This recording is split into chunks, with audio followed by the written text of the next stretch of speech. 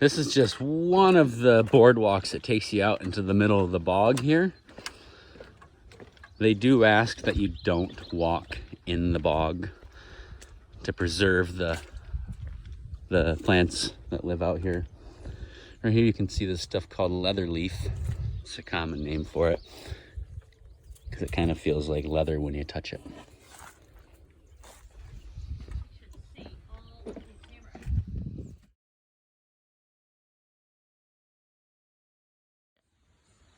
Here's one of the tamarack trees that Mr. Sean was talking about. It's got super soft needles. And if you came back here in the fall, all these tamaracks would be bright, bright yellow. And the cool thing about tamaracks is if you cut a branch in March, end of March, beginning of April, and put it in water, you can force these needles to grow in a vase. It's a little sign of, little gift, little sign of spring. They're really special trees. They only grow in bog and wetland areas. All right, so how a bog is formed years and years and years ago when the glaciers retreated, they actually dropped off a big chunk of ice right into this spot, and it kind of made this thing called a kettle lake. And it closed off all the other sources of water. So the only source of water that this bog gets is from precipitation, which made it a great place for this sphagnum moss to grow. As you can see, I have a little bit of the sphagnum moss right here, and this moss actually retains lots and lots of water. So if I squeeze it here, it holds a lot of water. So it doesn't need a constant water system because it can hold on to water so well. So because this bog is so acidic, it's actually doesn't have a lot of diversity. And we've talked about diversity on our other spots we've gone to. But what it lacks in diversity, it makes up for in some pretty cool species, as Miss Holly just told you. Ooh, what we found was the rose pogonia. Ooh, ooh, yeah. And you can see the tawny cotton grass out there too. We have a couple really cool flowers that I just came upon. This one right here that you can see, this pink one, is a type of orchid. And orchids in the wild only grow in places like these bogs because of the acidic soil and because of the sphagnum moss. So this is a really cool find out here. There's also some really interesting plants here. I'm gonna see if I can get you to see them.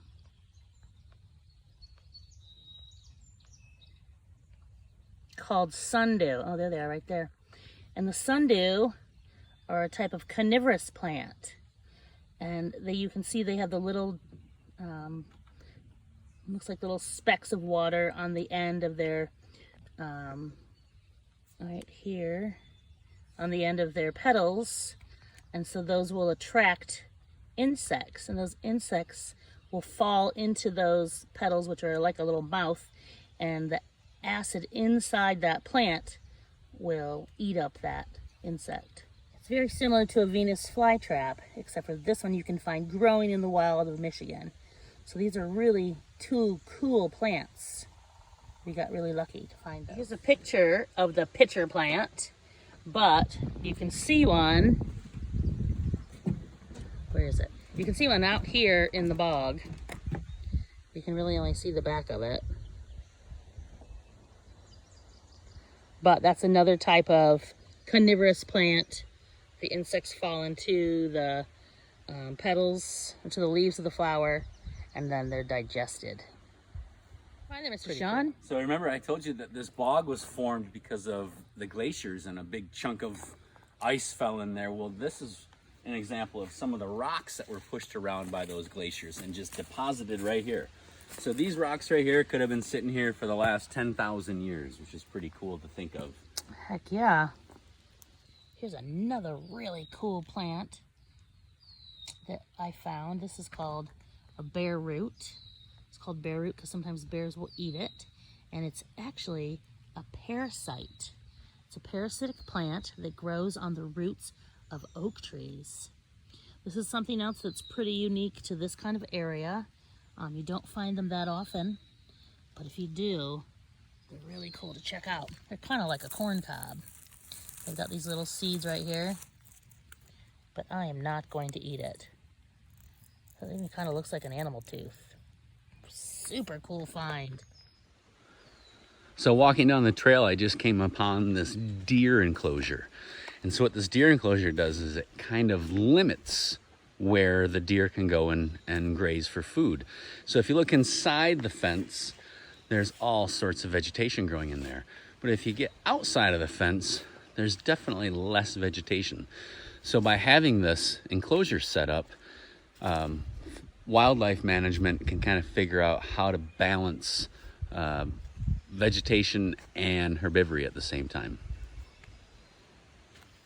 I really hope you guys get a chance to visit this area. It's just beautiful. If you listen carefully in the background, you can hear a lot of birds, and one of them I hear is a thrush. That was it.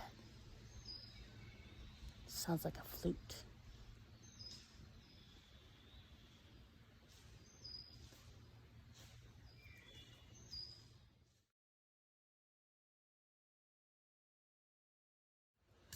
So I'm standing right at the transition of where the bog and the forest kind of meet here.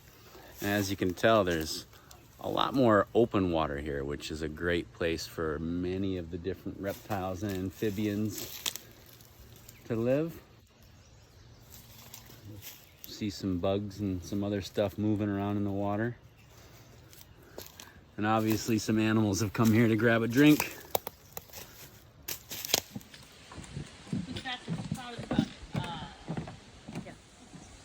All right, here's another really cool plant that you can find growing in and around bogs. It's a wild blueberry. If you come out here in another week or two, you should be able to see some ripe ones. Here's a couple right here. Pretty cool plant to find. Hey, we hope you guys enjoyed the tour of the Salt Lake Bog. If you come out, send us some pictures on Facebook so we can see. Thanks for joining us. Have a good one. See ya.